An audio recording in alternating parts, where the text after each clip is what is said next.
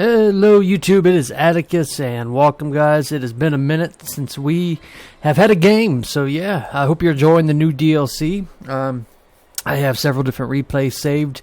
I'm going to be able to show, some of the new DLC matches and things like that. But yeah, this game was pretty fun. I really enjoyed it, and it was on a new map, so I decided to cast it first. And it's Chaos versus Skaven, and it's against a really cool guy. We played maybe like 10 games together. Really skilled opponent, and this was probably one of my favorite ones out of the games that we did. So let's go ahead and jump into the builds, guys, and I'll show you what I brought. So leading my army, we brought the mighty Kolic Suneater, so I took a little bit of a gamble. Generally, I wouldn't take him in this matchup just because he's so susceptible to artillery and Warplock Giselles and things like that, but he's going to be so powerful against any altar, rat ogres, and more importantly, the what are the little doom wheels and the other things. I can't remember what they're called, but yeah, he's going to be a really good counter to those guys. He causes terror, and he's really fast, so I'm going to have a very fast, terror-causing monster rampaging through my army's line, and as long as I keep him from getting sniped, yeah, he's going to give me pretty much superiority. I'm going to have an anti-large beast who should be able to win me the match, hopefully. For my front line, guys, you can see I'm just taking Chaos Warriors, so I'm taking just the shielded one, so I want a lot of protection against range, so that's what I was expecting on this big open map.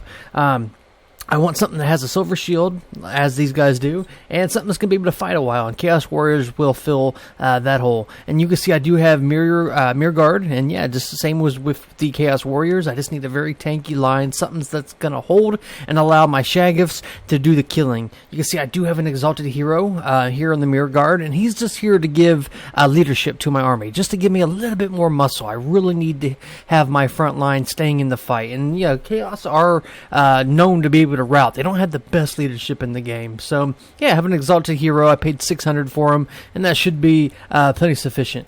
You can see I do have another Dragon Ogre Shaggoth, so I am using the double Shaggoth build. And yeah, I mean, just same as with the reason I brought Kolic, I just want to have anti-large. I want to be the one who has the superiority. It's like having air superiority, while I want to have monster superiority. And it's going to be really hard for the Skaven to be able to fight these guys one-on-one. I mean, he definitely have to, use artillery or range units to kind of wither these down, because one-on-one, a Hell Pit Abomination will lose. You can see I do have a Hell Cannon, just to try to soften up my opponent, try to get any juicy targets that are going to be hiding in the back line, so if he had like gun rats and things like that. And you can see a unit of Chaos Warriors right here, or excuse me, Chaos Marauders, just to protect that back unit. You can see I also have a Marauder Horseman over here, just to try to chase away Rat Ogres, and I do have Chaos Warhounds of Poisons and Deep Vanguard, so that is my army, guys. For my opponent right here, you can see that he is doing the double altar build, so we have Plague Priest, and we have a Grey Seer of Plague, so yeah, he's going to have a lot of versatility with the spells here. Let's see if it'll let me click on it. I don't really know the Skaven spells off the top of my mind, but yeah, needless to say, he is going to have two casters right here, and he'll also have that Mortis Engine effect, and I do believe there's another like leadership defect. You can see he does also have a Hell Pit Abomination, and he has an Assassin, so I really like this, kind of a big monster build. These altars right here with the Kaiju Hell Pit, that's going to be interesting to see who can win that. You can see my opponent does have a couple Rat Ogres, it looks like, one over here, one here in the back. Then he has just a bunch of Skaven slaves to pad out the numbers here in the front, so these guys are going to route really quickly, but he does have a bunch of Plague Monks right here, and these guys are anti-infantry. Now, they don't have the best armor piercing, and my Chaos Warriors have a lot of armor, but, with the support of the altars, he might be able to make something happen. You can see my opponent does have another unit of Poison Wing Globadiers right here. These are the anti-large variant, so, yeah, he could, if he uses those things wisely, he could deal with my altars, or, excuse me, with my Shaggoths. And yeah, that is the builds, guys. So let's go ahead and start into it. So right off the bat, as this Warp Lightning Cannon, or excuse me, Hell Cannon is going to stay to the face of these Poison Wing Globadiers. Obviously, these guys are really big threats to my Shaggoths, so I'm focusing them first. You can see I am going to start opening up on these Rat Ogres. I was just trying to lure them away from my opponent, trying to get him to break up his army a little bit. You can see he does get a really good charge in with these Rat Ogres right into my Chaos Warriors, but Kolic is going to be in there, and yeah, he's going to absolutely take these Rat Ogres to Pound Town. He'll be able to deal with those pretty quickly, so my opponent needs to kind of pull those guys back quickly as possible. You can see the front lines are colliding. The Plague Priest is going to hit, and all these Skaven slaves, guys, are just going to be fodder. They're not going to last very long, but all these supporting troops that my opponent does have will kind of even it out. And you can see my opponent is going to try to get into the middle right here. Hopefully he'll try to come around the back and get a flank. And you can see that, yeah, Kolek's doing a really good job of breaking these rat ogres. And that's one unit we've pretty much broke. So that's a really good pick for me. You can see I am going to use the lightning storm onto these plague monks. This is Kolek's bound spell. And yeah, that's going to do really good damage. Take those guys down to about half health. Over here you can see that my plan worked. My Marauder horsemen are luring away these rat ogres. And it looks like my opponent kind of forgot about them. So yeah, that's a really good pick for me. And you can see over here in the back, the Chaos Warhounds are going to be able to get into these Poison Wing Globadiers. So this is going to be really bad for my opponent. If he doesn't have his Poison Wing Globadiers attacking my Shaggoths, well, that's his only really anti-large option besides the Help Hit Abomination. And speaking of which, you can see we do have a huge Kaiju battle right here. Kolek is going to use Star Crusher, and that's going to put a beating onto the Plague Priest right here. So he really needs to get this Help Hit Abomination into them. Look at that damage. Just one swing from the Kolek, take him down to about half health. A quarter health. So yeah, guys, that is so much damage, and you can see it's instantly going to break the Plague Priest.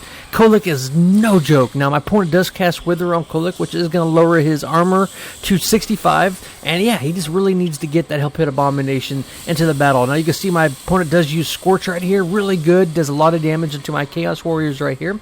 If we pause it, let's go ahead and look at the infantry lines, guys. See how my Chaos Warriors are doing. So yeah, over here it looks like they're losing, which has really surprised me against these Plague Monks. Now, yeah, I mean, they do have an anti-infantry bonus, but we have a lot more armor, so I'm kind of surprised. So it's a little bit of an even trade, surprisingly. You can see my Exalted Hero here in the middle is just kind of keeping things busy. Over on the right side, we're looking a lot stronger, though. But even though the title card does say that we are losing, I think that we'd be able to hold out and we would last, a lot longer. You can see the Assassin is going to get into the Hell Cannon, but yeah, just one unit right there. He's not going to be able to really shut it down and keep it from firing.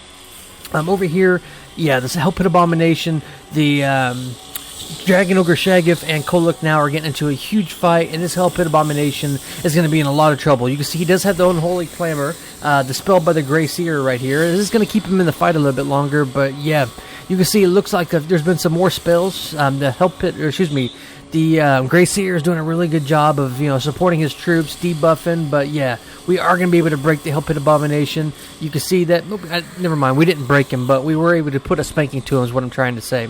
Over here in the back, guys, we have still shut down all these Poison Wing Globadiers. My opponent really needs to get these rat ogres into the fight instead of chasing these Marauder horsemen. And you see he does have a unit of Poison Wing Globadiers that he came back from routing. So my opponent needs to get those guys back into the battle. But you can see the balance of power is still smack dab in the middle.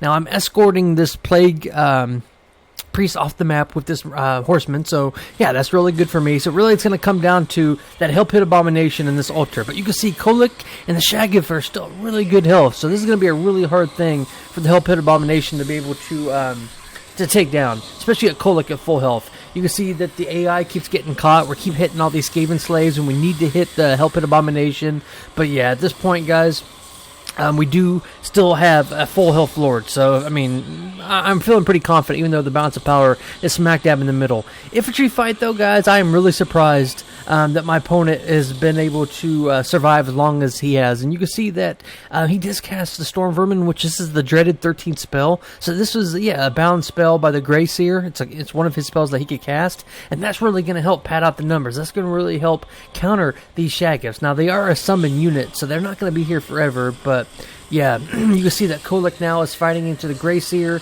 He gets a really good hit into him. You can see over here the Help Hit Abomination is getting attacked from the back, and we keep getting the AI mixed up. Whenever I'm keep clicking on the Shaggoth right here, on the Help Hit Abomination, they'll end up hitting like a Skaven slave. So I have to keep right-clicking, telling them to hit it. But yeah, at this point, guys, you can see the Help Hit Abomination is going to go down. But the Too Terrible to Die is going to proc, which is going to give him some more life. You can see my opponent does get another really good Scorch right here. So yeah, he's doing a really good job of using those spells. But, guys, yeah, I mean, you can see the bounce of power is starting to come into my favor. My Hell Cannon is still firing, and this Help Hit Abomination is on his last leg. And you can see he is going to die with the support of the Exalted Hero, who does have a Wither, and the Rival Hides Talisman. So, yeah, the Assassin is in the fight right here, but this Grey Seer now is completely exposed, and, yeah, he really needs to get out of that fight. You can see we have won all the infantry things on the left flank. Over here on the right, my opponent does have these Rat Ogres and some Plague Monks scattered out. He does have some troops. ropes, but his leadership is just taking so much damage. You can see that these Skaven slave spears are doing a good job at least mucking up the AI, and the assassin is surprisingly doing a lot of damage to the dragon ogre, especially with the wither, and you can see he's almost been able to kill him. Now, if he was able to get maybe like a terror route or be able to break the leadership, he might be able to put a comeback on this, but with the support of the mirror guard coming back in, it's starting to look kind of bad for my opponent. And you can see the Grey Seer gets hit by the Shaggoth right here, both of them getting a really good hit in, and now the mirror guard are going to come around the back, and that's just going to be army losses and a win for Chaos. So good game to my opponent. We'll go ahead and look at the in-screen breakdown, and we'll talk about some of the keys for my success. And yeah, Ironbread, that was the guy I was talking about. Good game, man. We had a lot of good games. What I think really won me this game was the gamble. I took the gamble with the double Shaggoths against Skaven. That is so dangerous because usually they're going to take artillery and play very defensive. My opponent brought a very unconventional build. I really liked that. I thought that was really cool. He didn't have any artillery. He went really balls to the wall with the different the altars and things like that. And yeah, I mean, I think that if I wouldn't have pressured his back line and been able to shut down these poison wing globadiers, he might have been able to pull that off. If these guys would have been allowed to be able to shoot into my Shaggoths, I think those altars would have, won him the game. The rat ogres, being able to lure them away with the horsemen, that really helped me too. But yeah, I mean, it could have been anybody's game. So, all right, guys, it's Atticus. I hope you enjoyed that one, and I'll see you on the next one. Bye-bye now.